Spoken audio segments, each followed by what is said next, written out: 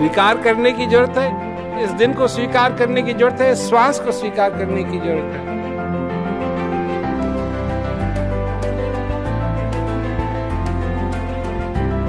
इस जीवन को स्वीकार करने की जरूरत है।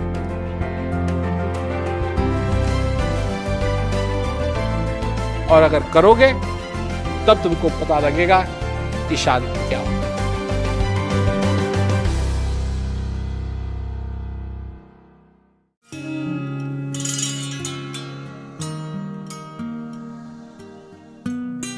यहाँ बहुत पहले से मैं आ रहा हूँ।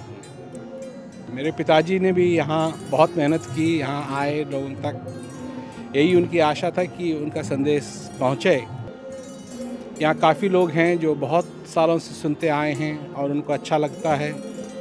तो लखनऊ एक ऐसी जगह है जो सेंट्रल है उन लोगों के लिए जो सुनना चाहते हैं, जिनको मौका मिलता है। सलाम आदाब, आप सभी का इस्तकबाल करते हैं हम नज़ाकत और तहजीब के शहर लखनऊ में।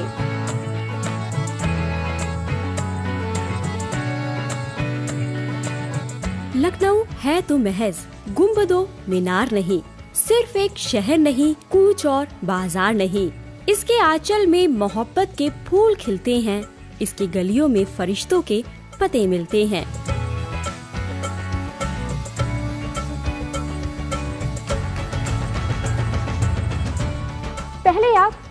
पहले आप फिर लखनऊ में एक अलग ही भाषा शैली समाई हुई है।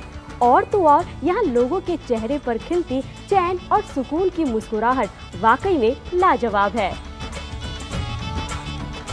यहाँ पे तुमसे बात नहीं होती, अगर तुम कोई कहता है तो उसको बुरा लगता है और आपसे ही सब बात करते हैं। एहसास उन्हें क्या हो शामे अवध की जन्नत का, देखा नहीं बाजार जिन्होंने लखनऊ का।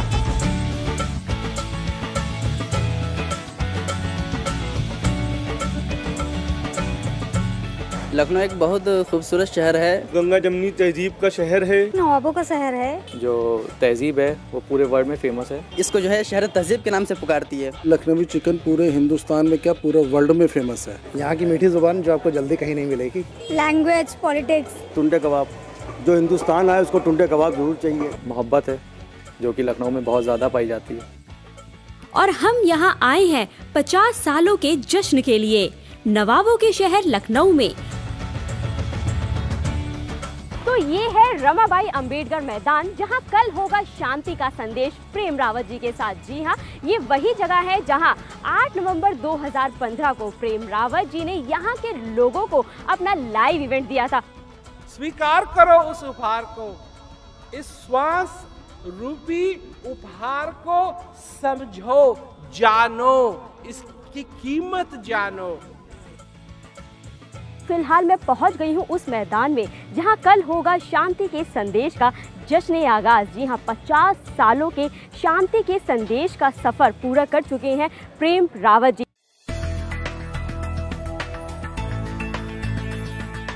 उन्नीस 1966 में शुरू हुआ एक सफर प्रेम रावत जी का शांति के संदेश के लिए। छोटी सी उम्र में ही उन्होंने संभाला कार्यभार कि संसार भर में हर एक मनुष्य तक वो शांति के संदेश को पहुंचाएंगे। उनका ये सफर यूं तो आसान नहीं था, पर वो कभी अपने लक्ष्य से पीछे नहीं हटे और आज उनका ये प्रयास 50 साल पूरे कर चुका है। एक लंबा सफर उन्होंने तय किया जो अभी भी जारी है। तो साल 2016 है सेलिब्रेशन का, शांति के सफर का। भारतवर्ष में जुलाई माह में प्रेम रावत जी ने बहुत से कार्यक्रम किए और अब एक बार फिर नवंबर में शुरू हो चुका है जश्न आगाज बेमिसाल 50 सालों का। कल एक बार फिर यहाँ आने वाले हैं प्रेम रावत जी, मनाएंगे हमारे साथ 50 सालों का जश्न आगाज शांति के सफर का। तो चलिए भाई, हम चलते हैं और देखते हैं क्या क्या तैयारियां यहाँ हो चुकी हैं और क्या क्या तैयारियां बाकी हैं।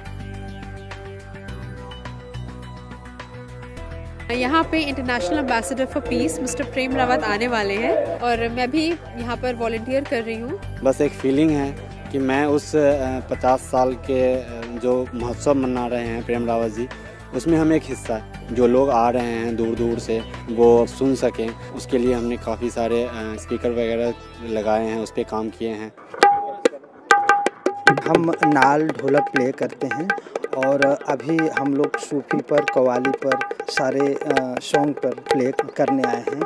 शांति के संदेश में हम लोग सूफी गाने तैयार किए हुए हैं जो एक शांति का मैसेज हो और उसमें हम लोग सहयोग कर पाएँ। लगभग सारी तैयारियां पूरी हो चुकी हैं। आप भी तैयार हैं, हम भी तैयार हैं और पूरा यहाँ का सेटअप भी तैयार है। तो देर किस बात की है, कल सुबह मिलते हैं एक नए जोश, नए उत्साह के साथ प्रेम रावत जी के लाइव इवेंट के लिए।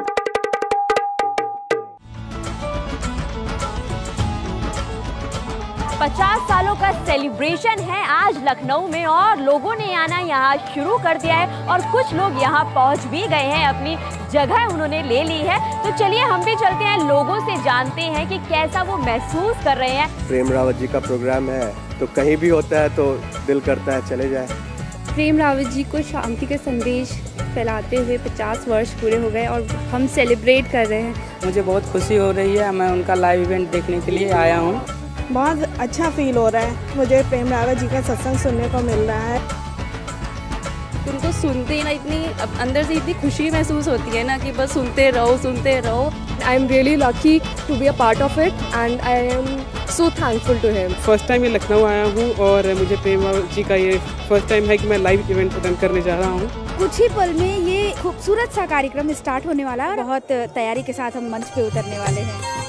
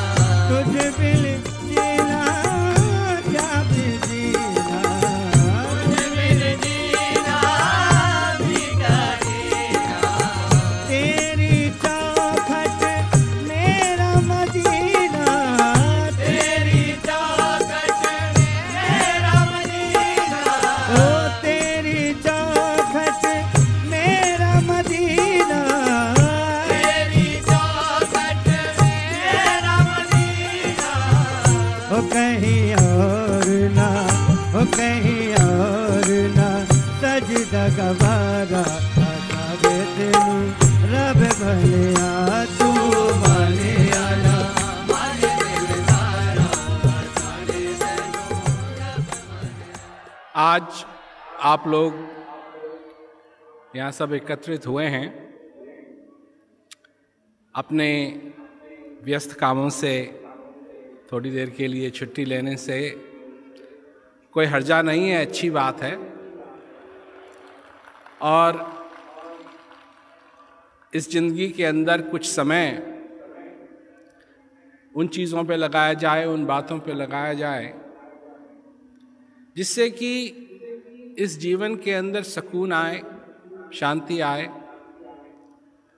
और इस जीवन का आनंद मनुष्य ले सके। इसी वजह से मैं यहाँ आया हूँ।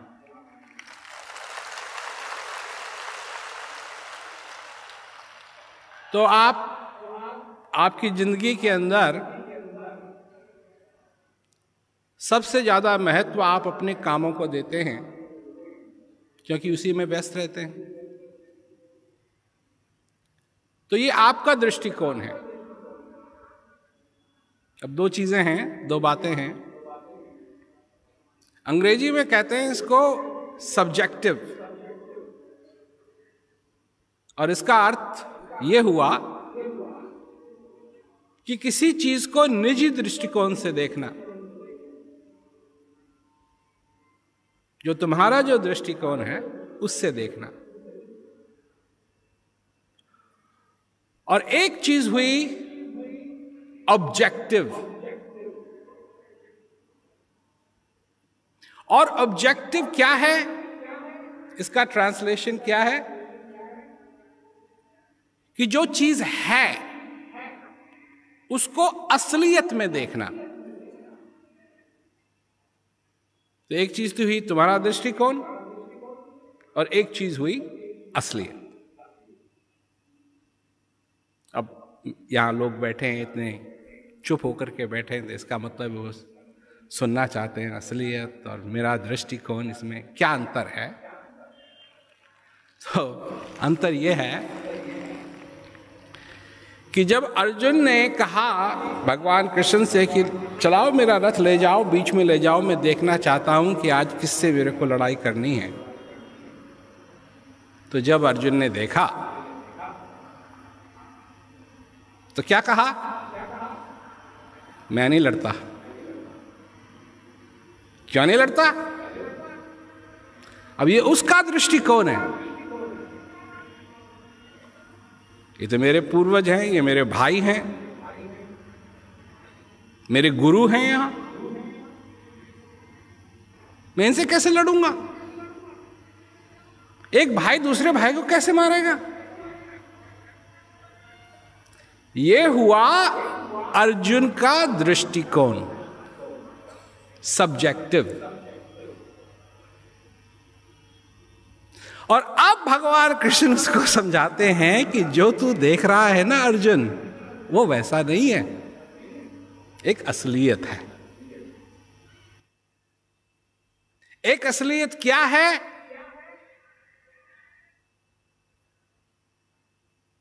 कि ठीक है, तेरे दृष्टिकोण से ये तेरे भाई हैं, ये तेरे ये हैं, तेरे वो हैं,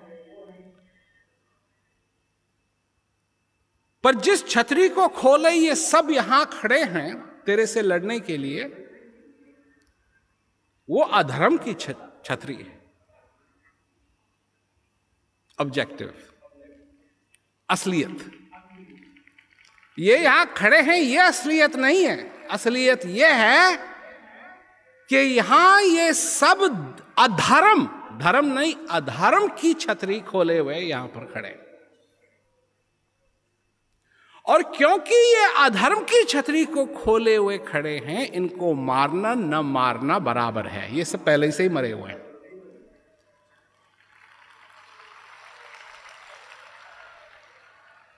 तो मैं कौन किसको मारना है किसको नहीं मारना है वो समझाने के लिए नहीं आया हूं। बात है कि हमारा दृष्टिकोण क्या है और असलियत क्या है। तो हमारा दृष्टिकोण यह है कि हमको ये करना है, ये करना है। किसी की अगर शादी हुई है, ये हमारी बीवी है, उसके बच्चे हैं, परिवार है उसका, ये मेरे बेटे हैं, मेरे बेटे हैं।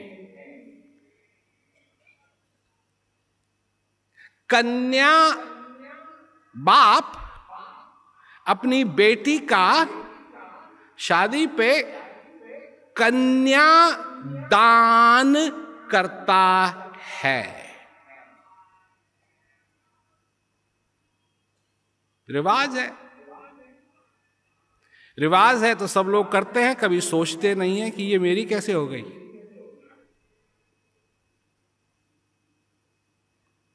ये मेरी कैसे हो गई। जब किसी का कोई बच्चा मरता है दुख होता है कि नहीं? माँ बाप को दुख होगा कि नहीं? तो मर कैसे गई? तुम्हारी आज्ञा नहीं थी, बिना आज्ञा के तुम्हारे कैसे मर सकती है? ये मेरा है, ये तुम्हारा दृष्टिकोण है।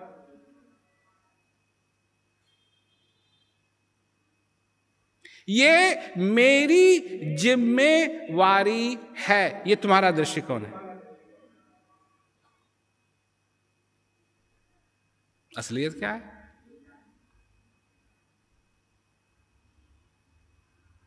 असलियत है कि तुम जीवित हो, तुमको मनुष्य शरीर मिला है, और क्योंकि तुम जीवित हो, क्योंकि तुमको मनुष्य शरीर मिला है, एक संभावना है। क्या संभावना है? कि तुम अपने जीवन में परम सुख, जो दुनिया का सुख नहीं है, परम सुख, उसकी अनुभूति करके अपने जीवन को सफल कर सकते हो।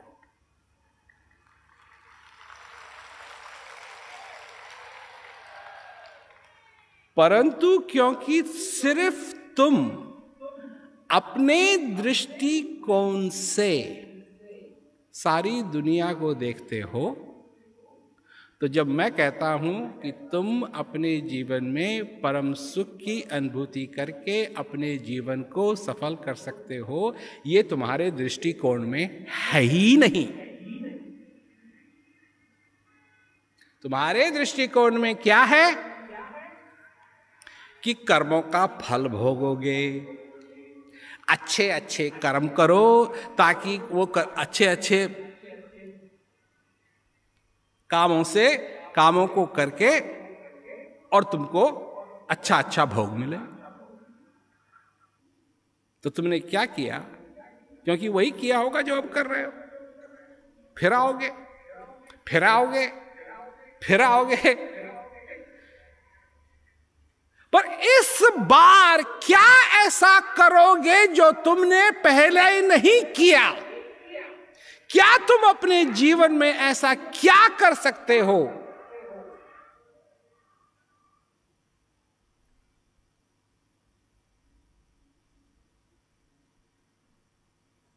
जिससे इस मनुष्य जन्म का आना निष्फल न हो?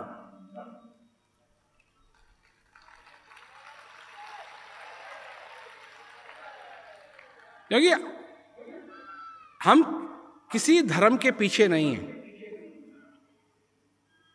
सब धर्मों का हम आदर करते हैं, किसी धर्म की हम निंदा नहीं करते हैं,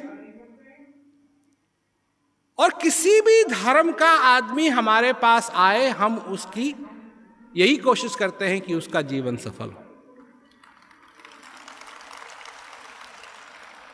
तो बार बार जो आने की बात है, ये अन्य धर्मों के लोगों को हम नहीं बता सकते, क्योंकि वो नहीं मानते हैं इस बात को। परंतु ये बात कि अब जो तुमको मनुष्य जन्म मिला है, तुम इस मनुष्य जन्म में ऐसा क्या करोगे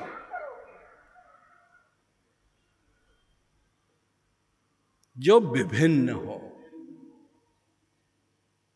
अलग से हो।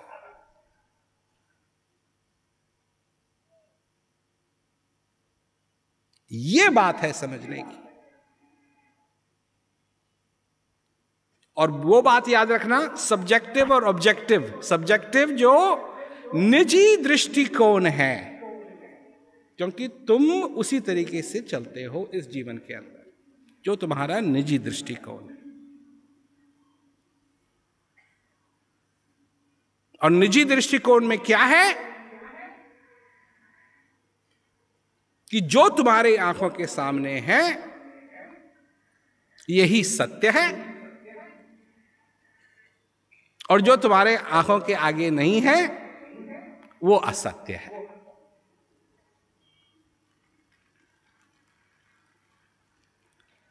पर ये तुम्हारा दृष्टिकोण है, असलियत नहीं। असलियत कोई चीज और है। असलियत यह है कि एक समय ये पृथ्वी नहीं थी,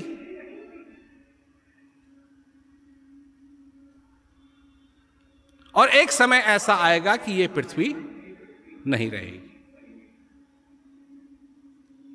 ये मैं नहीं कह रहा हूं, एक बहुत मशहूर वैज्ञानिक आइंस्टाइन थे, उन्होंने ये कहा। ये बात धार्मिक बात नहीं है, ये बात वैज्ञानिक बात है।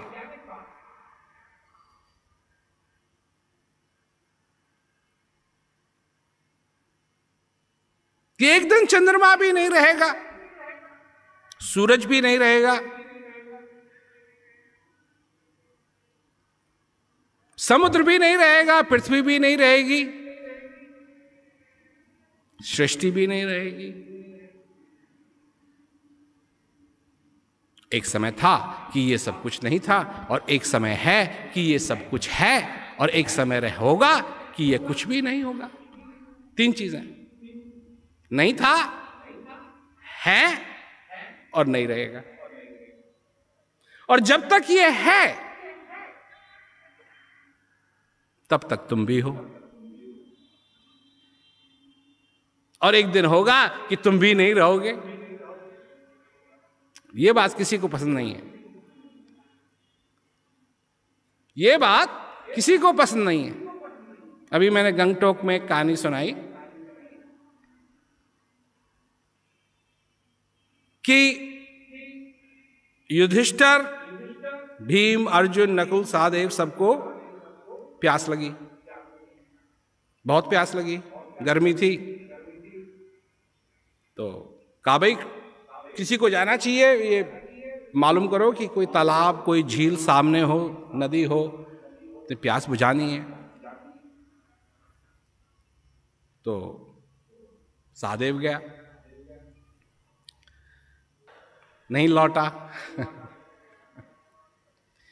ऐसे करते करते सारे ही भाई चले गए और कोई नहीं लौटा।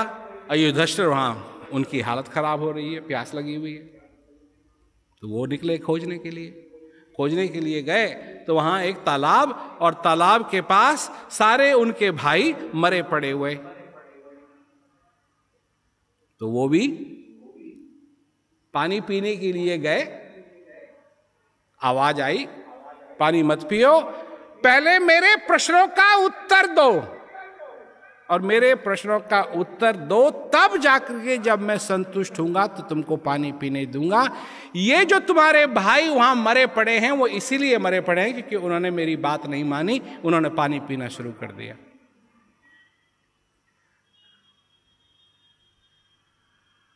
युधिष्ठिर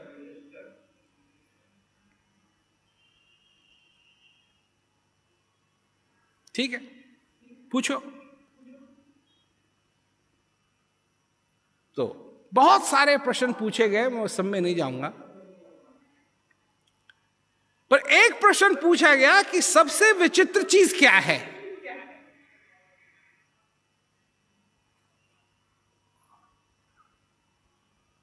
तो उसका उत्तर युधिष्ठिर ने दिया, क्या? मनुष्य सबसे विचित्र है। क्यों?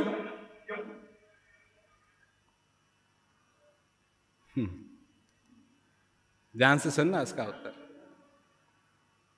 क्यों विचित्र हो तुम? तुम्हें नहीं, मैं भी मनुष्य हूं, सब यहां मनुष्य बैठे हैं। तो हम लोग क्यों विचित्र हैं? क्योंकि हमको मालूम है कि एक दिन हमको जाना है, सबको मालूम है, छोटा बड़ा सबको मालूम है कि एक दिन हमको जाना है। बहुत विद्वान लोग बैठे हुए हैं, बहुत पढ़े लोग बैठे हुए हैं यहाँ, और क्या कहते हैं, कुछ ऐसे भी लोग बैठे हुए हैं यहाँ जिन्होंने ज्यादा पढ़ाई नहीं की हुई है, अपने आप को ज्यादा विद्वान भी नहीं मानते होंगे, पर वो विद्वान को छोड़ो, पढ़ाई लिखाई को छोड़ो। यहां तो बात हो रही है कि मनुष्य विचित्र क्यों है, और इसलिए है कि सबको ये मालूम है, चाहे पढ़ा लिखा हो, चाहे वो अनपढ़ हो, चाहे वो महलों में रहने वाला हो, चाहे वो झोपड़ी में रहने वाला हो, या उसके पास घर भी ना हो, उसको भी ये मालूम है कि एक दिन जाना है। और विचित्र इसलिए है कि ये जानते हुए कि एक दिन उसको जाना है, वो जीता ऐसे है कि वो अमर है।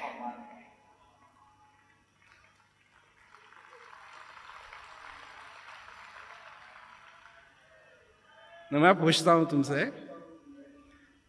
क्या ये बात सही है?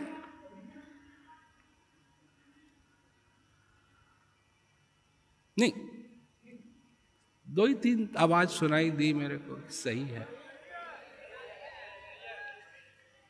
अच्छा, जो इस बात को सही समझता है कि सबको मालूम है, ये सबको मालूम है कि एक दिन जाना है, परंतु तुम जीते ऐसे हो कि तुम अमर हो, जरा हाथ ऊपर करना।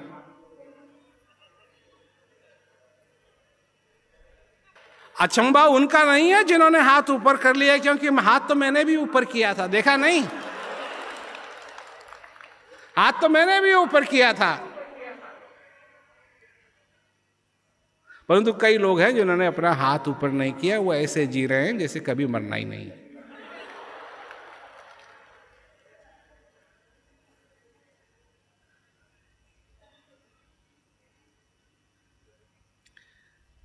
मैंने बात समझाई ना सुबह जब मैंने चालू किया बोलना, सब्जेक्टिव, ऑब्जेक्टिव, निजी दृष्टिकोण और असलियत। आपका निजी दृष्टिकोण जो है वो ये कहता है कि आप कभी नहीं मरेंगे, क्योंकि आपको मौत नहीं दिखाई दे रही है अपनी। परंतु असलियत क्या है? असलियत यह है कि आपका नंबर लिखा हुआ है, वो पहले से ही लिखा हुआ है। जिस दिन आपने पहली श्वास ली उस दिन आपका नंबर लिख दिया गया। अब चाहे कितनी भी कोशिश कर लो, जितनी भी कोशिश कर लो, वहां लोग हैं जो जो जो अपना क्या कहते हैं क्रायोजेनिक्स में विश्वास करते हैं। क्रायोजेनिक्स ऐसी चीज है कि इतना चीज को ठंडा कर दिया जाए कि वो एकदम, जैसे अचार डालते हैं उसमें जल्दी खराब नहीं होता है ना आम, उसी तरीके से उसको इतना जमा देते हैं, इतना जमा देते हैं कि फिर वो आदमी वैसे का वैसा ही रहेगा। तो उनकी आशा है कि कभी भविष्य में वैज्ञानिक लोग कोई ऐसी चीज बना देंगे कि इन लोगों को फिर जीवित कर दिया जाए। उनके गर्दन पड़ी हुई है, उनके सिर पड़े हुए हैं, बस।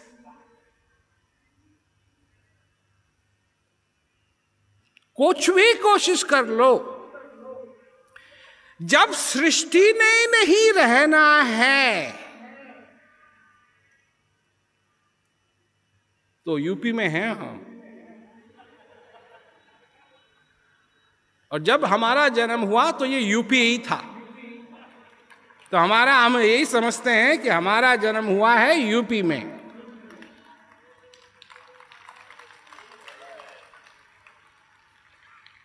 तो यूपी में एक कहावत है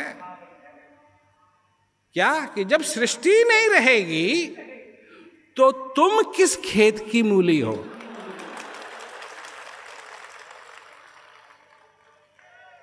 पता नहीं मूली का क्या लेना देना है इससे, मेरे को भी नहीं मालूम कि आदमी जिए ना जिए ये मूली थोड़ी डिसाइड करती है, परंतु तुम किस खेत की मूली हो जो तुम अपने को समझते हो। परंतु तुम्हारा जो अपना निजी दृष्टिकोण है, इसी से सारी चीजों को तुम नापते तोलते हो।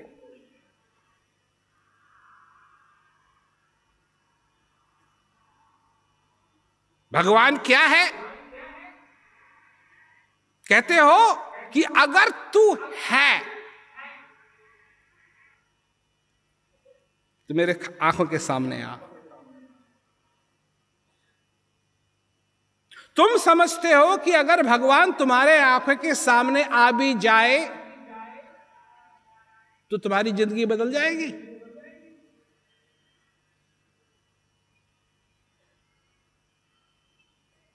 कितने ही लोग मेरे पास आते हैं, कहते हैं कि जी हम भगवान कृष्ण का विशाल रूप जो उन्होंने अर्जुन को दिखाया वो देखना चाहते हैं। वो समझते हैं कि वो विशाल रूप देखने से उनकी सारी जिंदगी बदल जाएगी। अच्छा, ये भी प्रश्न पूछ लेता हूं मैं, जब इतने पूछ लिए तो ये भी पूछना चाहिए। कितने लोग हैं यहां जो ये विश्वास करते हैं कि अगर वो भगवान कृष्ण का विशाल रूप जो उन्होंने दिखाया वो देख लें तो उनकी सारी जिंदगी बदल जाएगी? हाथ ऊपर करो। कमाल है यार।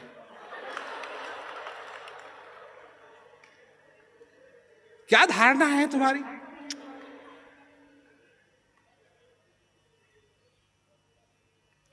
भगवान कृष्ण ने वो विशाल रूप एक बार नहीं धारण किया था, 10 बार धारण किया था। और जब सारी लड़ाई खत्म हो गई, अर्जुन अपने महल में रहने लगा, तो एक दिन भगवान कृष्ण अर्जुन से महल में मिलने के लिए गए। पूछा, अर्जुन क्या हाल चाल है भाई? कहा, महाराज मौज है।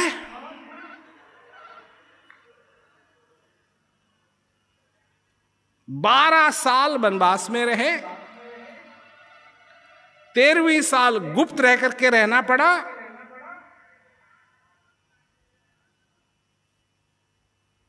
अब तो महल हो गए, पता नहीं कहां सोए, जंगल में, इधर सो रहे हैं, उधर सो रहे हैं, ये हो रहा है, वो हो रहा है, कोई चींटी काट रही है, कुछ हो, महल हो गया, से ठाठ हो गए, आनंद में हो। अच्छी बात है। अर्जुन कहता है, महाराज एक बात मैं आपसे पूछना चाहता था। भगवान कृष्ण कहते हैं, बोलो बोलो, क्या बात? कहा कि जी, वो जो कुछ आपने कुरुक्षेत्र में समझाया था,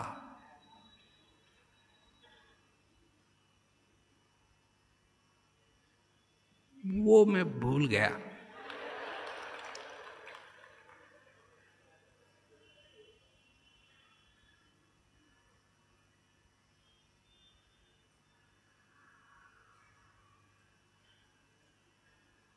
वो मैं भूल गया।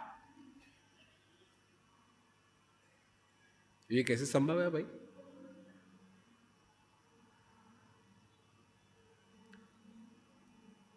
ये कैसे संभव है? क्योंकि जब उसने वो विराट रूप को देखा तो अर्जुन भी कहता है कि अच्छा बस बंद करो महाराज, ये तो बहुत हो गया। तो वो भूल गया। कहा जी, वो लड़ाई वड़ाई हो रही थी, उसके बाद फिर लड़ना पड़ा, ये करना पड़ा, वो करना पड़ा, और मैं भूल गया, और आपसे प्रार्थना है कि आप दोबारा समझा दो। भगवान कहते हैं, मेरे को याद नहीं है मैंने क्या कहा था, मैं क्या समझाऊंगा तेरे को। वो तो वो समय था, वो मैंने सुना दिया तेरे को जो सुनाना था। फिर बाद में जो समझाया उसको अनुगीता कहते हैं। तो समझने की बात है कि एक तो हम अपने दृष्टिकोण में फंसे हुए हैं, जिससे असलियत को देख नहीं सकते, और दूसरी चीज है कि अगर असलियत को कभी मिस्टेक से भी देख लिया, गलती से भी देख लिया, तो पीछे क्या लगा हुआ है? भूलने की आदत। उसको भी भूल जाएंगे। तो एक तरफ भूलने की आदत, एक तरफ असलियत देख नहीं रहे हैं, और अगर असलियत को गलती से भी देख लिया तो भुला देंगे। वाह वाह वाह वाह, बड़ी अच्छी जिंदगी भाई। जो चीज असली नहीं है वो तो सब याद है, और जो चीज असली है वो कुछ याद नहीं। इस श्वास की क्या कीमत है, ये जब मैं लोगों के सामने बात रखता हूं तो लोग मेरी तरफ देखते हैं कि आपका दिमाग तो ठीक है। अरे और ऐसी ऐसी कहानियां सुनाओ, भगवान कृष्ण की बात सुनाओ, ईसा मसीह की बात सुनाओ, बुद्ध भगवान की बात सुनाओ। ये श्वास की बात क्या सुना रहे हो? श्वास के बारे में क्या चर्चा कर रहे हैं? क्योंकि नहीं मालूम ना श्वास क्या होता है। और जिस दिन ये श्वास निकल जाएगा तो तुम्हारी क्या कदर रह जाएगी? क्या कदर रह जाएगी? नाक में तुम्हारे रुई ठोकी जाएगी। जानते हो क्यों? क्योंकि तो तुम्हारे दिमाग में से जो ब्रेन में से जो लिक्विड्स हैं वो नीचे निकलने लगेंगे, और कोई संकोच नहीं करेगा तुमको आग लगाने में। और जब आग लगेगी तो तुम आउच आउच आउच नहीं करोगे, डॉक्टर के पास नहीं भागोगे। अभी तो थोड़ी सी होती है, बर्नॉल लगाते हो ना, रसोई में बर्नॉल रखा है, कहीं जल गए तो बर्नॉल लगा दिया, जल गए तो फूक मार, पता नहीं क्यों मारते हैं लोग फूक मारने से कुछ नहीं होता है, फूक मारते हैं। और उस दिन आग लगेगी, फूक भी नहीं मारोगे, और फूक मारने लगे तो लोग वही का वहीं ऐसे मारेंगे। एक आदमी था तो वो मरा नहीं था, तो उसके शरीर को ले गए, चर्च में ले गए, वहां उसका शरीर रखा हुआ था, और सब लोग वहां, उसके मित्र, उसके पड़ोसी सब एकत्रित हुए थे, और वो थोड़ी देर के बाद उठ गया और बैठ गया। और जो लोगों ने देखा कि वो उठ गया तो उनको इतना बुरा लगा कि भूत आ गया है, उसको पत्थर से वहीं मार दिया। उसके बाद फिर वो नहीं उठा। तो ये बताओ कि तुम्हारे जीवन के अंदर सुबह से लेके शाम तक इस श्वास का क्या मूल्य है? क्योंकि तुम अगर अपने श्वास के मूल्य को नहीं जानते हो तो अपने जीवन के मूल्य को क्या जानोगे?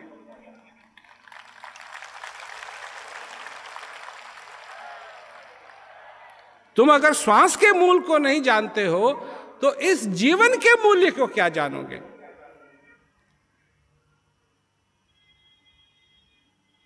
जब कोई तुमको कहता है कि तुम इस माया मोह के जाल में फंसे हुए हो, तो तुमको तो नहीं लगता है कि तुम किसी माया मोह के जाल में फंसे हुए हो, क्योंकि ये तुम्हारा दृष्टिकोण है, और सत्य यह है कि तुम फंसे हुए हो। तुमको तो प्यार भी नहीं करना आता है, मोहब्बत जिसे कहते हैं वो तुमको नहीं आती, क्योंकि जब तुम किसी से मोहब्बत करने के लिए आगे चलते हो तो उससे मोहब्बत नहीं करते हो। मोहब्बत किससे करते हो? जो वो कहता है, जो वो करता है, उससे तुम मोहब्बत करते हो, उससे नहीं जिससे मोहब्बत करनी चाहिए।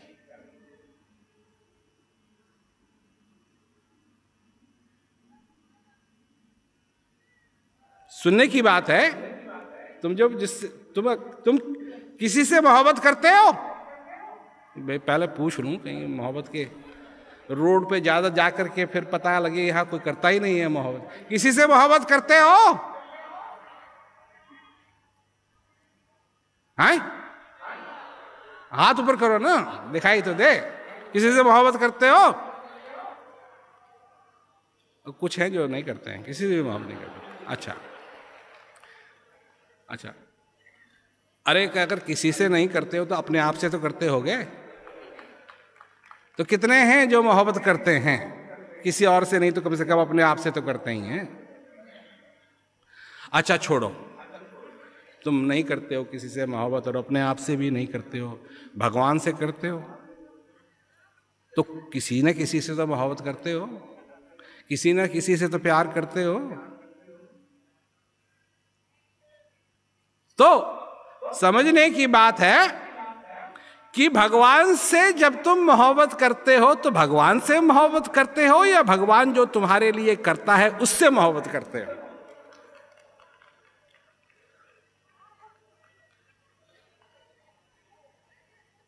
सुनाना हमारा काम है, समझाना हमारा काम है, समझना तुम्हारा काम है। हमने ऐसा प्रश्न पूछ दिया है कि हो सकता है कि पहले किसी ने तुमसे नहीं पूछा होगा।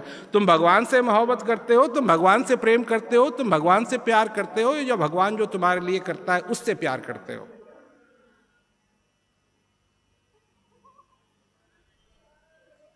हाँ, इन्होंने ठीक कहा।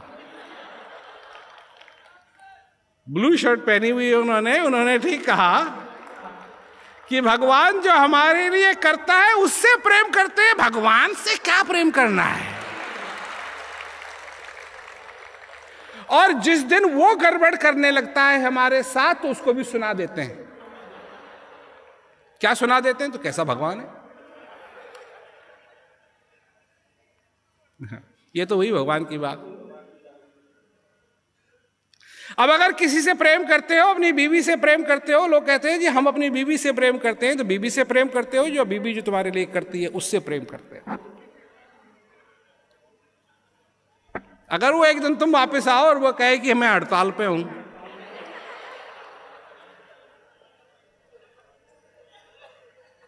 मैं हड़ताल पे हूं, खाना नहीं दूंगी, घर भी तुम्हारा साफ नहीं करूंगी,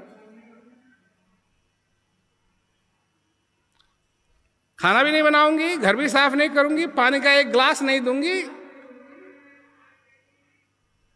और उल्टा सीधा तुमको कहूंगी कि तुम कितने गधे आदमी हो, कितने मनहूस आदमी हो, कितने बेकार आदमी हो, कितने निकम्मे आदमी हो।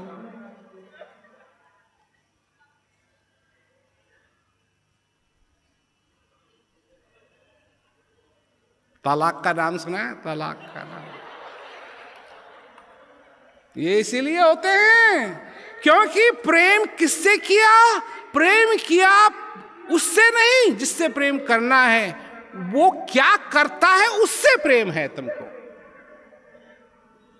और यही बात है, दोस्त से दोस्ती नहीं है, दोस्त तुम्हारे लिए क्या करता है उससे तुम्हारी दोस्ती है, क्योंकि जिस दिन वो करना बंद कर देगा तुम्हारी दोस्ती गई।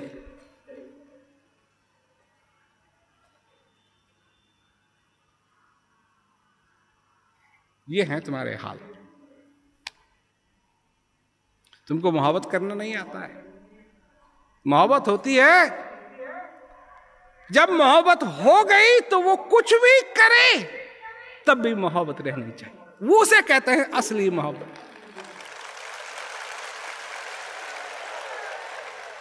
और अगर भगवान से वो मोहब्बत हो गई कि मेरी तेरे से मोहब्बत है, जो कुछ कर तू कर, मेरे को उससे मतलब नहीं है, सिर्फ तेरे से मतलब है।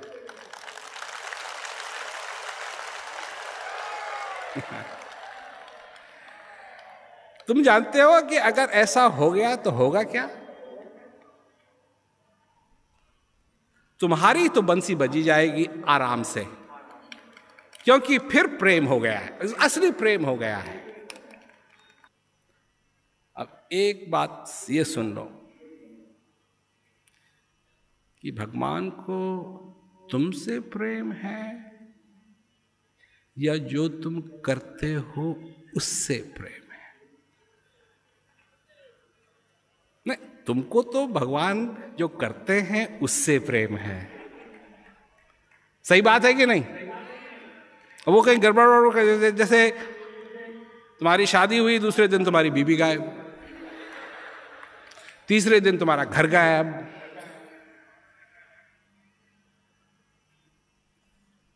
चौथे दिन वहां अपने दफ्तर में जाते हो तो बॉस बोलता है फायर, चलो यहां से तुमने छुट्टी हुई।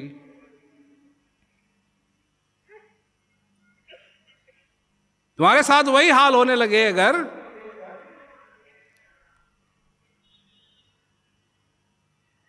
तो तुम तो भगवान को छोड़ दो, क्या बन जाओगे? आस्तिक से बन जाओगे नास्तिक।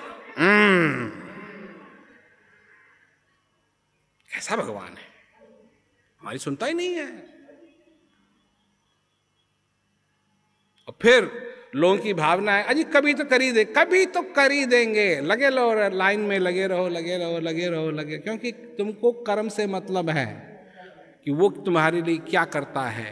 क्योंकि जितना स्वार्थी तुम हो अगर उतना ही स्वार्थी भगवान हो गया तो तुम्हारी तो छुट्टी हो जाएगी। सच में अगर वो यही कहेगा कि तू अगर ठीक करेगा तो मैं तेरे को जिंदा रखूंगा और नहीं करेगा तो तेरे को मार दूंगा, तो यहाँ तो बहुत पॉपुलेशन बहुत ही कम हो जाए सारे संसार में। परंतु वो तुमसे प्रेम करता है, तुम जो करते हो उससे प्रेम नहीं करता है, तुमसे प्रेम करता है।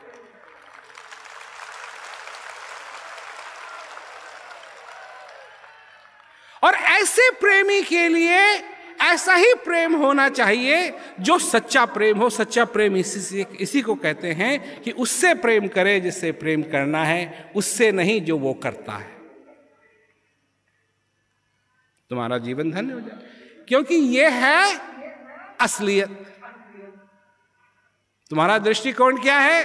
भगवान मेरी प्रमोशन करवा दे, तो उसे यही मांगते हैं लोग। अच्छा मेरे को बच्चा दे दे, मेरे को लड़की हो रही है लड़का दे दे, लड़के हो रहे हैं एक लड़की दे दे। क्या है ये? तुम हो और जब तक हो, जब तक जीवित हो, तुम्हारे दृष्टिकोण की संभावना नहीं, असली संभावना यह है कि तुम अपने जीवन में असली प्रेम करना सीखो। असली प्रेम जो तुम मोह माया के लगाव में लगे हुए हो,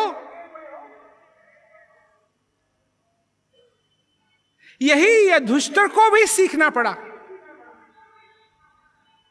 जब सब कुछ खत्म हो गया तो सारे भाई चले स्वर्ग की ओर। चलते चलते चलते चलते नकुल भी लुढ़क गया, सहदेव भी लुढ़क गया, द्रौपदी भी, सब एक बचा युधिष्ठिर और उसके साथ एक कुत्ता। पता नहीं कहां से उसके साथ एक कुत्ता लग गया, तो युधिष्ठिर और एक कुत्ता दोनों दरवाजे पे पहुंचे। युधिष्ठिर को कहा तुम आ गए हो यहां तक, आओ अंदर आओ, तुम्हारा स्वागत है युधिष्ठिर। देवी देवताओं ने कहा तुम्हारा स्वागत है युधिष्ठिर, पर ये जो तुम्हारे साथ कुत्ता है इसको नहीं ला सकते। युधिष्ठिर ने कहा ये कुत्ता नहीं आ रहा है तो मैं भी नहीं आ रहा हूं, ये मेरे साथ पता नहीं कितने दिन से मेरे साथ लगा हुआ है, इसकी वफादारी मेरे साथ रही है, ये जो कुछ भी देखता है मेरे को ही देखता है।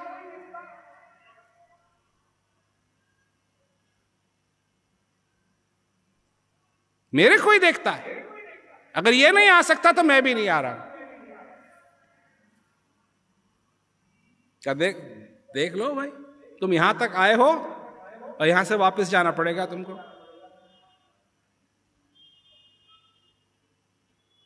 युधिष्ठिर ने कहा कोई बात नहीं, मैं नहीं आ रहा, मैं जा रहा हूं। जैसे ही उसने ठान ली, जैसे ही वो मुड़ा, वो कुत्ता यमराज थे, यमराज के रूप में कहा कि युधिष्ठिर तुम धन्य हो,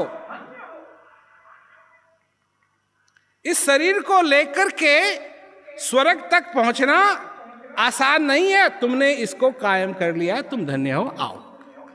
अंदर ले गए। जब अंदर ले गए तो युधिष्ठिर देखता है, अभी कहानी खत्म नहीं हुई है, तुम युधिष्ठिर के रिश्तेदार हो जो इतना ताली वाली बजा रहे हो कि वो वहां पहुंच गया, मतलब पता नहीं मेरे को। युधिष्ठिर से प्रेम नहीं है, युधिष्ठिर ने जो किया उससे प्रेम है इनको। तो युधिष्ठिर जब गया तो उसने देखा कि सारे के सारे कौरव वहां हैं,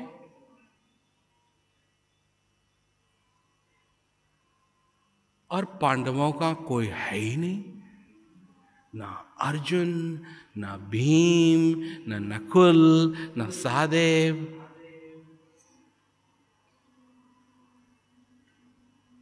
युधिष्ठिर कहता है मेरे को विश्वास नहीं हो रहा है कि ये कौरव यहां बैठे हैं स्वर्ग में।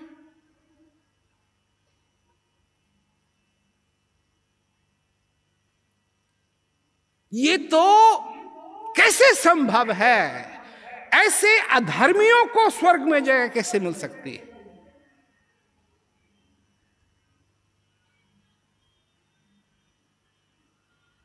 इस कहानी का भी एक मूल है, मैं समझाऊंगा, पर कहानी का मूल है तो युधिष्ठिर गर्म हो रहा है कि ये कैसे कर दिया कि इन कौरवों को अंदर आने दिया, और पूछता है कि पांडव मेरे भाई द्रौपदी वो कहां है?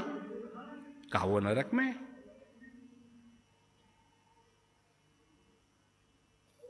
बड़ा गुस्सा आया है, ये क्या, ये तो नाइंसाफी है। पांडव जो धर्म के लिए लड़े वो नरक में है, और ये कौरव जो अधर्मी है ये स्वर्ग में है, ये कैसा है? तब देवी देवताओं ने क्या कहा युधिष्ठिर के कि युधिष्ठिर अभी तक तेरा मोह गया नहीं है, अभी भी तू अटका हुआ है। तू इनका बुरा कर्म देखता है, अभी भी तूने छोड़ा नहीं। अभी भी तू उनका बुरा कर्म देख रहा है। अरे ये तो यहां तब तक, क्योंकि ये उस भूमि में मरे जिसमें वरदान था कि जो भी इस भूमि में मरेगा वो सीधा स्वर्ग जाएगा, इसलिए यहां बैठे हुए हैं। और जब इनका स्वर्ग का काम खत्म हो जाएगा, जो कुछ भी इन्होंने अच्छा किया थोड़ा बहुत अपनी जिंदगी में, फिर इनको नरक ही जाना है। परंतु तेरी ईर्ष्या अभी खत्म नहीं हुई, और तेरा मोह पांडवों के लिए, अरे वो तो थोड़े समय के लिए नरक में हैं। जब जो भी उन्होंने गलत किया, जब वो खत्म हो जाएगा तो वो स्वर्ग में ही आएंगे। तब युधिष्ठिर को जब समझ में आया, सब कुछ छोड़ दो, ईर्ष्या भी छोड़ दो, जिसको तुम ये समझते हो ये है वो है, सब कुछ छोड़ दो। जब उसने छोड़ दिया तब वो कहां गया? सीधा वैकुंठ गया। तब जाकर के उसको मुक्ति मिली। ये कहानी है। मूल क्या है इसका? तुम भी मोह माया में अटके हुए हो, अच्छा बुरा तुम भी देख रहे हो। जब ये सारी चीजें बंद होंगी तब तुमको क्या मिलेगा? मुक्ति मिलेगी। कब मिलेगी?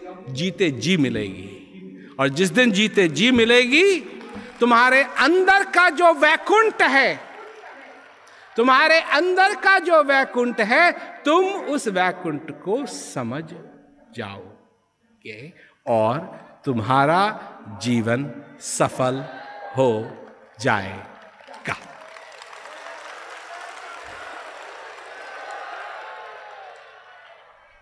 लोग पूछते हैं सबसे बड़ा धर्म क्या है? सबसे बड़ा धर्म क्या है?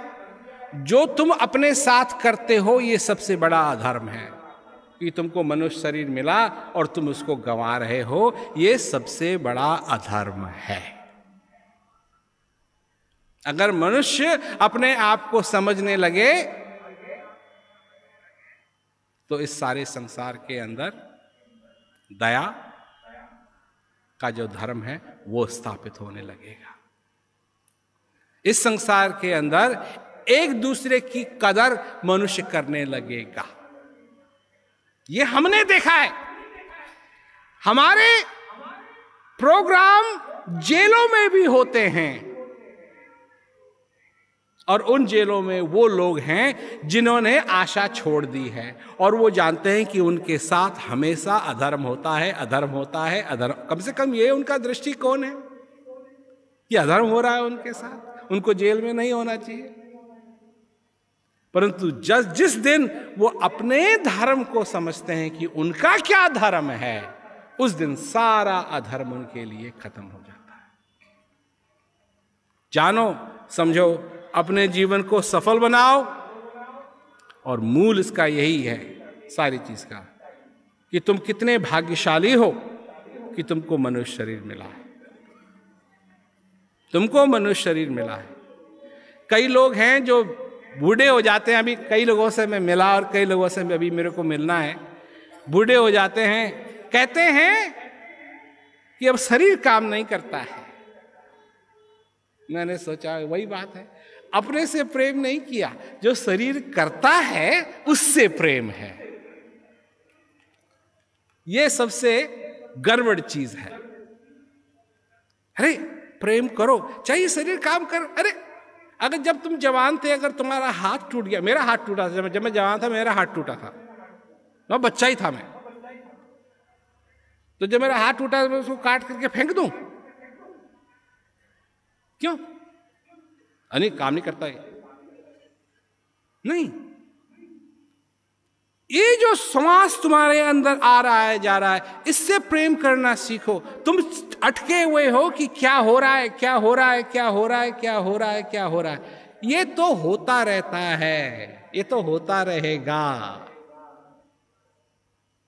परंतु इस जन्म में ये जो श्वास तुम्हारे अंदर आ रहा है तुम इसको समझो, तो ये एक चीज विभिन्न हो जाएगी और तुम्हारा ये मनुष्य सफल हो जाएगा। सभी लोगों को मेरा बहुत बहुत दुआ आशीर्वाद। प्रेम रावत जी को मैंने फर्स्ट टाइम लाइव सुना और इतना अच्छा लगा, अमेजिंग प्रोग्राम, और बिल्कुल प्रैक्टिकली उन्होंने लाइफ को सिखाया कि कैसे जीना चाहिए। प्रेम रावत जी को बहुत बहुत धन्यवाद देते हैं कि 50 साल से वो ये काम कर रहे हैं, इसके लिए बहुत बहुत उनको बधाई। वो इतने लोगों के अंदर इतने बड़े बड़े चेंजेस ला रहे हैं और मेरी लाइफ के अंदर भी इतना चेंजेस आ रहे हैं इसको सुन के। वो जो कर रहे हैं वो शायद कोई नहीं कर रहा है इस दुनिया में।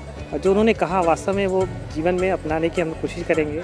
बहुत कुछ सीखा उनसे, बहुत कुछ सुनाया उन्होंने, बहुत अच्छा लग रहा है। बड़ी ऑथेंटिक बात की, स्टूडेंट के लिए भी बात बड़ी अच्छी थी। लोगों ने बड़े प्रेम से सुना और मेरे को यही आशा है कि जो कुछ भी उन लोगों ने सुना, कुछ ऐसा सुना कि उनके जीवन में थोड़ा सा परिवर्तन आए, सुख आए।